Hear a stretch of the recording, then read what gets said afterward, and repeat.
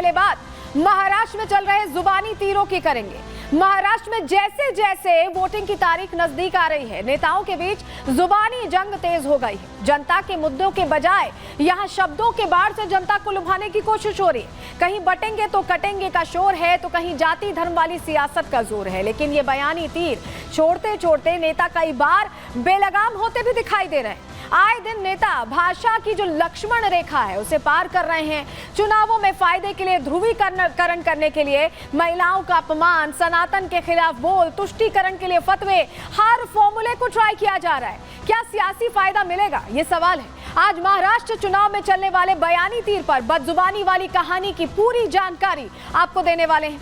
दूसरी खबर दुनिया की नंबर 1 यूनिवर्सिटी में हुए आतंकी लेक्चर की है। भारत दुनिया का ऐसा इकलौता देश है जो किसी भी देश के खिलाफ कभी षड्यंत्र नहीं रचता, किसी की सीमा पर नजर नहीं रखता, क्योंकि भारत विश्व बंधुत्व की बात करता है, शांति की बात करता है। वहीं पाकिस्तान है जो हमेशा कैसे भी करके कश्मीर को हड़पने की नीयत रखता है, उसके खिलाफ बोलता रहता है। पाकिस्तान ने कश्मीर के खिलाफ एक बार फिर साजिश रची है, जिसे उसने अंजाम दिया है ऑक्सफोर्ड यूनिवर्सिटी में। कैसे ऑक्सफोर्ड में कट्टर आतंक का एजेंडा चलाया गया है और कैसे विरोध हुआ है, हिंदू छात्रों ने कैसे अपनी आवाज बुलंद की है, पूरी खबर आपको बताएंगे। वहीं जामिया को लेकर भी बड़ा खुलासा हुआ है। अक्सर जामिया से भी ऐसी खबरें आती रहती हैं जो बताती हैं कि यहां सनातन का विरोध होता है, और अब तो फैक्ट फाइंडिंग कमेटी की रिपोर्ट आपको चौंका देगी। रिपोर्ट में क्या डिटेल है, पूरी जानकारी आपको देंगे। और आखिर में बात करेंगे बाबा बागेश्वर की एकता यात्रा की। इस बार कुंभ में गैर हिंदुओं के प्रवेश पर पूरी तरह से रोक लगाने की मांग की गई है, जिस पर कई मौलानाओं की तरफ से भी खुलकर हिंदुओं को धमकी दी गई है। मौलानाओं ने कह दिया है कि अगर कुंभ में मुस्लिमों को जाने से रोका गया तो वो अपनी मस्जिदों में हिंदुओं को नहीं घुसने देंगे। ये फैसला कुंभ में आने वाले साधु संतों, लाखों करोड़ों भक्तों की शुद्धता को बनाए रखने के लिए लिया जा रहा है। वहीं इस धमकी पर अब बाबा बागेश्वर का जवाब भी सामने आ गया है। क्या जवाब दिया है ये भी आपको बताएंगे। लेकिन चलिए सबसे पहले बात महाराष्ट्र की करने वाले हैं, क्योंकि यहाँ सियासी तीर चलाकर जुबानी जंग कहीं ना कहीं इतनी तेज है कि कहीं किला फतेह हो जाए, चुनावी किला फतेह हो जाए, इसको लेकर कोशिश अलग अलग तरीके से की जा रही है। सबसे पहले बात महाराष्ट्र की, इसीलिए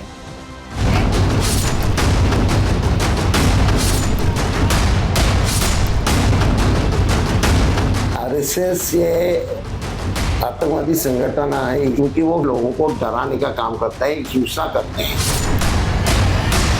इस प्रकार की बात करना ये सरासर निंदनीय है।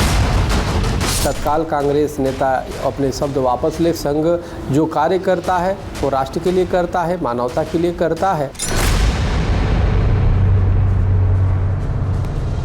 तो देखिए महाराष्ट्र और झारखंड में चुनाव है। चुनावी समर के दौरान नेता वोटों को लेने के लिए, वोट बैंक की राजनीति करने के लिए बयान तो देते हैं, लेकिन ऐसे बयान जो शब्दों की मर्यादा ही लांघ जाएं, इस तरह के बयान ऐसा लग रहा है कि चलन महाराष्ट्र चुनाव में खूब चल रहा है। और ऐसे बयान खुलकर सामने भी आ रहे हैं जहां मुद्दे तो खत्म होते दिखाई दे रहे हैं, लेकिन शब्दों से सियासत करके ध्रुवीकरण करने की, या ये कहें कि अंडर करंट क्रिएट करने की पूरी कोशिश हो रही है। कौन सफल होगा ये वक्त तो बताएगा, लेकिन कम से कम जो एक लक्ष्मण रेखा है, मर्यादा की लक्ष्मण रेखा पार नहीं होनी चाहिए, जो बार बार पार हो रही है। और बदजुबानी की ऐसा लग रहा है कि आदत सी पड़ गई है इन नेताओं को। किन नेताओं की हम बात कर रहे हैं, आपको पूरी जानकारी आज देने वाले हैं इस पहले सेगमेंट में। चलिए सबसे पहले आपको बता देते हैं कि ताजा बयान किसका आया है, वो जानकारी आपके सामने रखने आपके लिए जानना जरूरी है, क्योंकि कांग्रेस नेता ही हैं जिन्होंने इस तरह की बात कही है। चलिए बताते हैं आपको बयान किसका आया है। महाराष्ट्र विधानसभा चुनावों में सियासत तेज है। ये आप देख रहे हैं कि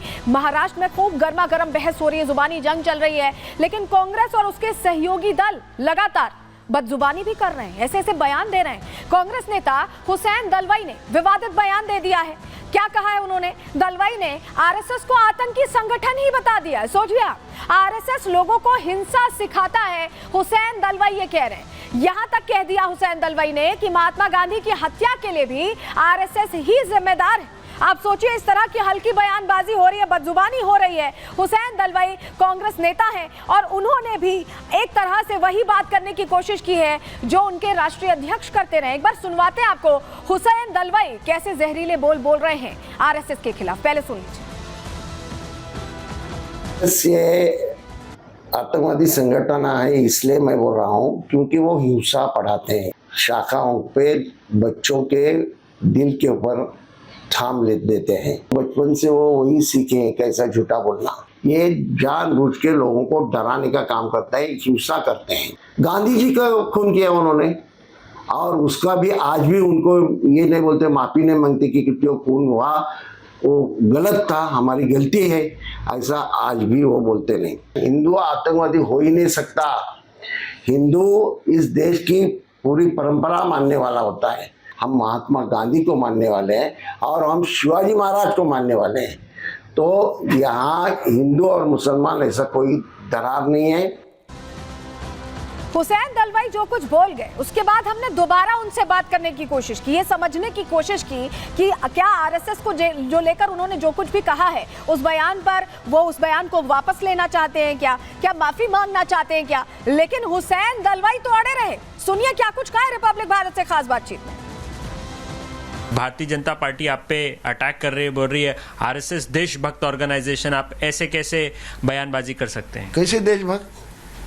एक तो वो जानबूझ के ऐसा बोलते कि हुसैन दलवाई हिंदुओं को आतंकवादी कहता है। बिल्कुल नहीं। इस देश का हिंदू आतंकवादी हो ही नहीं सकता। वो संवेदनशील है, सबको साथ में लेने वाला है, और यहाँ बहुत बड़ी परंपरा है। और महाराष्ट्र में तो हमारे तुकाराम महाराज, ज्ञानेश्वर महाराज, नामदेव महाराज, बड़े बड़े संत हो गए, वो विठोबा की परंपरा मानने वाले हैं। और यहाँ का मुसलमान मोहम्मद शेख भी एक संत है, वो के गए, ध्यान में रखिए। तो मैं हिंदुओं को ये बोल ही नहीं सकता। मेरा कहना ऐसा है कि आरएसएस वाले हिंदू है ही नहीं, वो हिंदुत्ववादी हैं। हिंदुत्ववादी होना और हिंदू होना, इसमें बहुत फर्क है। लेकिन आरएसएस में भी तो हिंदू धर्म के लोग हैं, तो आप उनको हिंदू और हिंदुत्व को अलग कैसे कर सकते? अलग ही है ना। हिंदुत्व मानना ये अलग बात है और हिंदू होना अलग बात है। हिंदू ये उदार मतवादी होता है। हिंदू इस तरह की लोगों की हत्या करने की बात हिंदू धर्म में बिल्कुल नहीं है, कोई भी धर्म में नहीं। जो भी लोग आतंकवादी हैं वो कोई धर्म विरम मानते नहीं। वो उनकी राजनीति, उनके ख्यालात, उनके विचार, ये सारे आतंकवादी होते हैं, हिंसावादी होते हैं। लेकिन आपको बताएं कि हुसैन दलवाई अकेले नेता नहीं है कांग्रेस के जो इस तरह के विवादित बोल रहे हैं या ऐसे ही बदजुबानी कर रहे हैं, कुछ भी बोल रहे हैं अपने फायदे के लिए। और भी ऐसे चेहरे हैं, चलिए आपके सामने जानकारी हम रख रहे हैं, आपको बताते हैं। देखिए, मल्लिकार्जुन खड़गे जो राष्ट्रीय अध्यक्ष हैं कांग्रेस के, उन्होंने कहा था कि बीजेपी आरएसएस ने संविधान जलाया था। संविधान का जिक्र यहां करते हुए बीजेपी और आरएसएस को कटघरे में खड़ा किया था। उसके बाद दूसरा चेहरा है राहुल गांधी, जिन्होंने कहा कि आरएसएस संविधान को खत्म करने के लिए काम कर रही है। तीसरा चेहरा है इंडी गठबंधन का हिस्सा हेमंत सोरेन, मुख्यमंत्री हैं झारखंड के, यहां भी चुनाव हैं और यहां पे उन्होंने कहा था कि चुनावों की चूहों की तरह घुसपैठ कर रही है आरएसएस। इस तरह के बयान दिए गए हैं कांग्रेस के बड़े चेहरों के साथ, और इंडी भी साथ दे रहा है क्योंकि बाकी भी सहयोगी। हेमंत सोरेन का बयान हम आपको बता रहे हैं। लेकिन आप समझिए, मल्लिकार्जुन खड़गे, ऐसा लग रहा है कि हुसैन दलवाई अपने राष्ट्रीय अध्यक्ष की भाषा बोल रहे हैं, क्योंकि मल्लिकार्जुन खड़गे लगातार आरएसएस और बीजेपी को लेकर ऐसी बातें करते रहे। हमने आपको एक लाइन बताई, अब आपको सुनवा भी देते हैं कहा क्या था असल में मल्लिकार्जुन खड़गे ने। उन्होंने तो ये किया, ये कांग्रेस वाले बाबा साहब अंबेडकर का अपमान किए, हमने अपमान किया। मैं पूछना चाहता हूं, वो जनसंघ वाले कहां थे? मोदी साहब, आपकी पहले की पार्टी जनसंघ कहां थी? आप लोगों ने तो बाबा साहब अंबेडकर के संविधान को रामलीला मैदान में जलाया।